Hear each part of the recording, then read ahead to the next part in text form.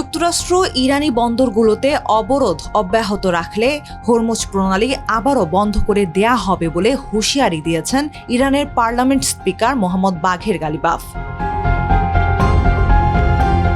আল জাজিরার এক প্রতিবেদন বলছে, 18 এপ্রিল সামাজিক যোগাযোগ মাধ্যম এক্সে দেওয়া এক পোস্টে গালিবাফ জানান, অবরোধ চলতে থাকলে হরমুজ প্রণালী খোলা থাকবে না। এই জলপথ দিয়ে জাহাজ চলাচল ইরানের অনুমোদনের উপর নির্ভর করবে।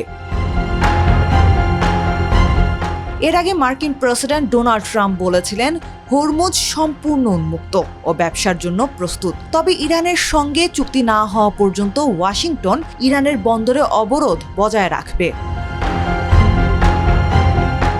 ট্রাম্প আরও দাবি করেন, আর কখনো হরমুজ প্রণালী বন্ধ করবে না বলে রাজি হয়েছে ইরান। ট্রুথ সোশ্যালে তিনি লিখেন, হরমুজ আর বিশ্বের বিরুদ্ধে অস্ত্র হিসেবে ব্যবহার করা হবে না। তবে হরমুজ প্রণালী পার হতে ইরানের ইসলামিক রেভলিউশনারি গার্ড কোর IRGCর অনুমতি প্রয়োজন হবে বলে জানিয়েছেন ইরানের একজন শীর্ষস্থানীয় সামরিক কর্মকর্তা। রাষ্ট্রীয় টেলিভিশনে ওই কর্মকর্তা বলেন, হরমুজ প্রণালী দিয়ে চলাচলকারী জাহাজগুলোর এখন থেকে IRGCর অনুমতি প্রয়োজন হবে। এর আগে ইরানের পররাষ্ট্রমন্ত্রী আব্বাস আরাকচি জানান, লেবাননে যুদ্ধবিরতির মধ্যে হরমুজ প্রণালী সম্পূর্ণ উন্মুক্ত।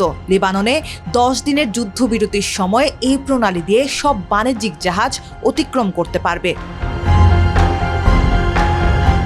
এদিকে মার্কিন ও ইসরায়েলি হামলায় ক্ষতিগ্রস্ত পারমাণবিক কেন্দ্রগুলো থেকে তেহরান ও ওয়াশিংটন যৌথভাবে উচ্চমাত্রায় সমৃদ্ধ ইউরেনিয়াম উদ্ধার করবে বলে দাবি করেছেন মার্কিন প্রেসিডেন্ট ডোনাল্ড ট্রাম্প। বার্তা সংস্থা রয়টার্সকে দেওয়া সাক্ষাৎকারে ট্রাম্প বলেন, ইরান ও যুক্তরাষ্ট্র একসঙ্গে ইউরেনিয়াম সংগ্রহ করবে। ইরানের সঙ্গে খুব ধীরে সুস্থে সেখানে যাওয়া হবে এবং বড় বড় যন্ত্রপাতি দিয়ে খনন শুরু করা হবে। এরপর সেগুলো যুক্তরাষ্ট্রে নিয়ে আসা হবে। তবে ট্রাম্পের দাবি সরাসরি নাকচ করে দিয়েছে ইরান। আল জাজিরার এক প্রতিবেদনে বলা হয়, দেশটির পররাষ্ট্র মন্ত্রণালয়ের মুখপাত্র ইসমাইল বাঘাই জানান, সমৃদ্ধ ইউরেনিয়াম আমাদের কাছে ইরানের মাটির মতোই পবিত্র। কোনো পরিস্থিতিতেই এটি কোথাও স্থানান্তর করা হবে না। এদিকে বাণিজ্যিক জাহাজগুলোর জন্য ইরানি কর্মকর্তাদের হরমুজ প্রণালী খুলে দেওয়ার ঘোষণার প্রভাব পড়েছে জ্বালানি তেলের বাজারে। ব্রেন্ট ক্রুড আর US অয়েলের দাম ব্যারেল প্রতি $90 নিচে নেমে এসেছে।